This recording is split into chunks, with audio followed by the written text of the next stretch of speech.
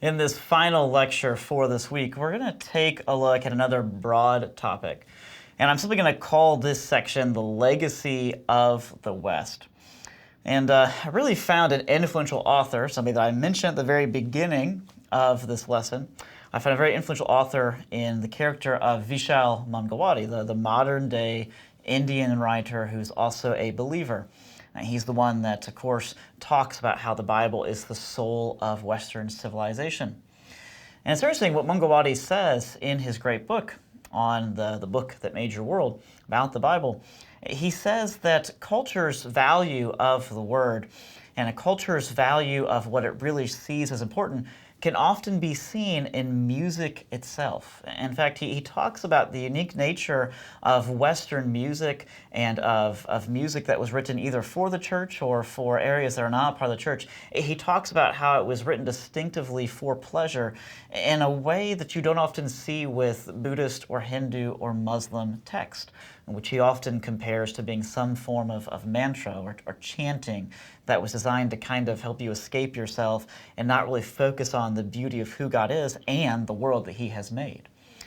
So he sees music as intrinsic, as something that's at the very heart of the Scriptures.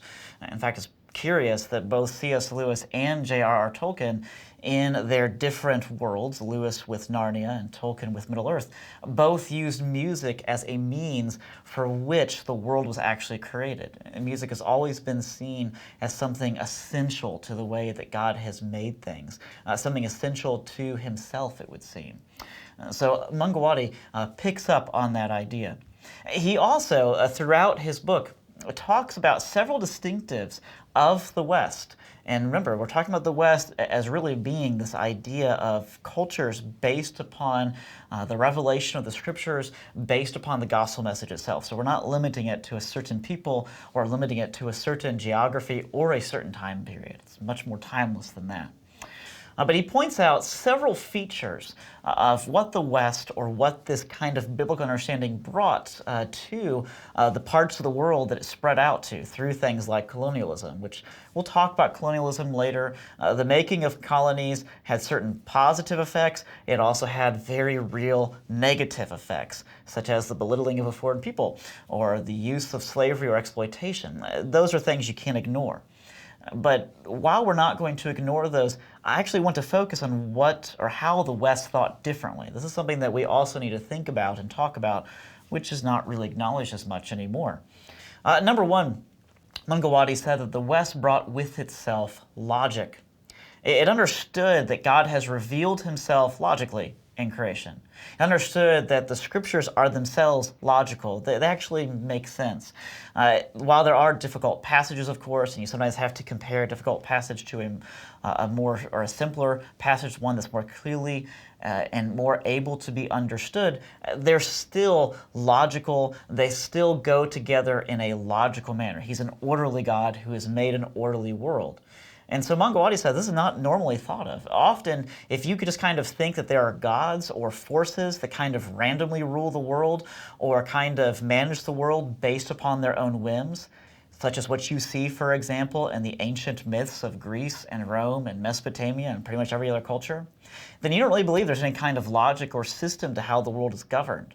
But if you actually do believe in a sovereign God who is still ruling over a fallen world and that He Himself is the Logos, which is what Christ is referred to as, He's the Word, which is where we get the word logic from, then you believe that that world is actually orderly and that world can therefore be properly studied.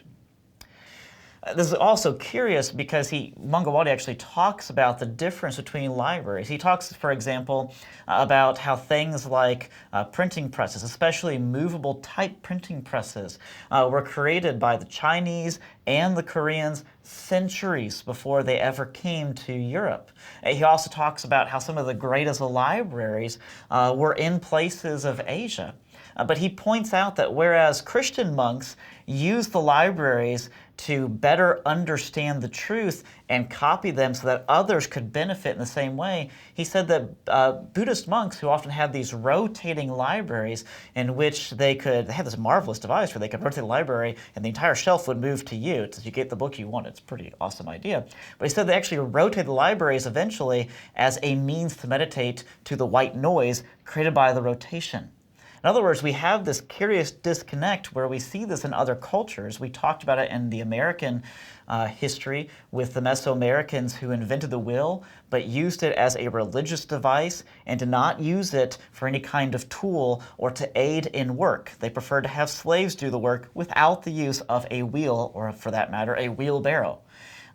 That's the kind of thing where you see there's this disconnect between truth and knowledge and then actually applying it. Mangawati points out that this is a distinctive thing that comes out of the scriptures when they are properly seen. Secondly, Mangawati points out that Christianity, or this biblical view of the world, it views all life as sacred. All human life is sacred, that is. It views all human life as being equally made in the image of God and as being equally fallen through the nature of sin. And so it views essentially that there is no person too small to care about. There is no person too little to see as an actual person. This, again, is not common when you study history. When you look at other cultures that do not approach things from a biblical point of view, human life is cheap. And in fact, the value of human life is often based upon the size of your bank account or your fortune or the power that you control. Third, Mangawati points out that in this biblical view that the West brought with it, they had a concept of the fall. They had a concept that all men are equally fallen and that men at their core cannot actually be trusted.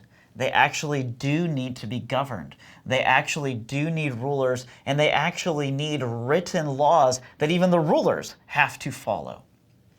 Fourth, he points out that the West brought with it an idea of incarnation, an idea that God is not completely separate from his creation. He's not just out there somewhere. He actually becomes a man. He actually shares in the sufferings that we share in, and he actually obeys perfectly all the way through death, and a torturous death at that. It's an incredible idea that you, again, don't find fully in any other culture.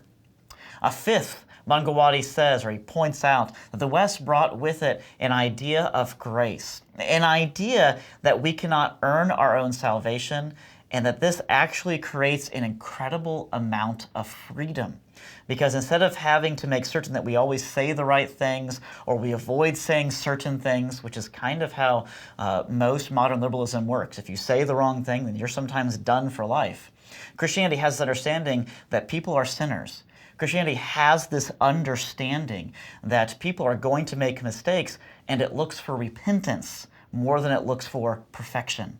Six, what Mangawati points out is he points out that in Christianity or in the West, you have heroes who recognize this idea of repentance. They recognize that what makes them a hero is the fact that they actually can show their own frailty and their own weaknesses. Seventh, Mangawati points out the value of justice in the ways of the scriptures. The fact that corruption is something that is normally fought and normally seen as something that needs to be fought in a biblical worldview, or even in a culture that has experienced a biblical worldview at one point in time. In fact, he goes on for pages and pages about how corruption is kind of normal in the parts of India that he has regularly visited. India is trying to fight this actively in many ways, but it's still common in other parts of the world to have to bribe someone just to do their job or to get them to avoid arresting you or harassing you in some other way.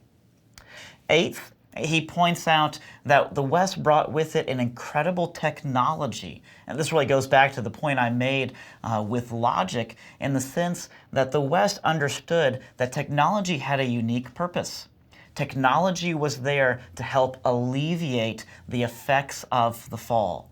So whether we're talking about a machine, whether we're talking about an easier way to spread information, such as the internet, whether we're talking about modern medicine, all of those things are designed to get rid of effects of the fall, or I should say to lessen them. You can't fully get rid of those things. But they're designed, in the case of the machine, to make work easier, to make it more productive. They're designed, in the case of the internet, to make information more readily available and to minimize ignorance. They're designed, in the case of medicine, to preserve life itself. These are all things that Christendom adopted. So Christendom, for example, took Chinese inventions like the clock, like the wheeled plow, like the movable type printing press, or like gunpowder, or it took the mathematics of India and it really saw incredible tools there. It respected them and it used those things. It really used them and applied them in a way that wasn't seen in the rest of the world.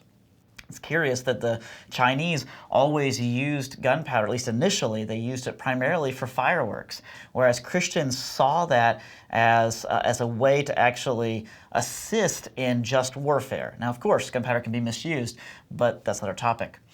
Ninth, he says that one of the things that the West in this biblical worldview brought with it was the whole concept of a limited government, or what we might call lex rex, where the law is actually the king.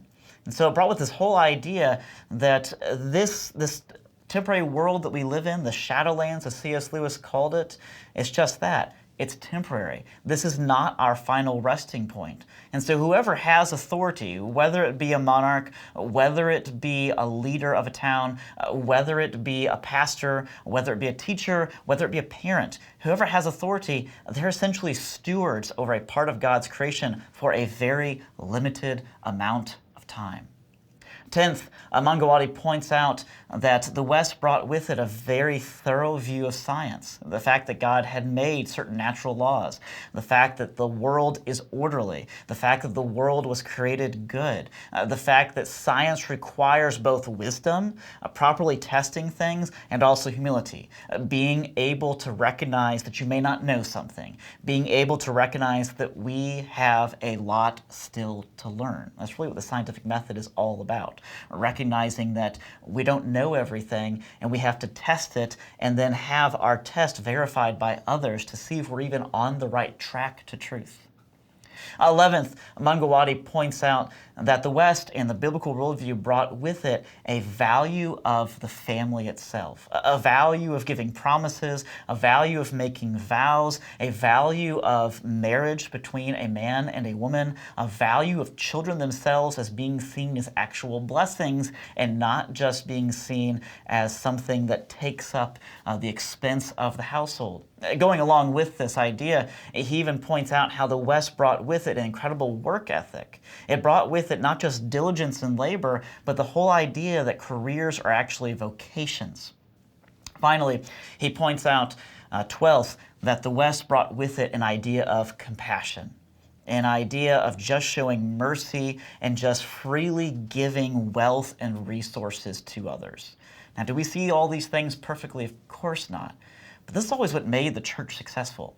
When the church cared less about its own rights and was freely giving with its resources and freely recognized the incredible benefits of remaining faithful to family, that's when it had an incredible effect and incredible growth wherever it went within the world.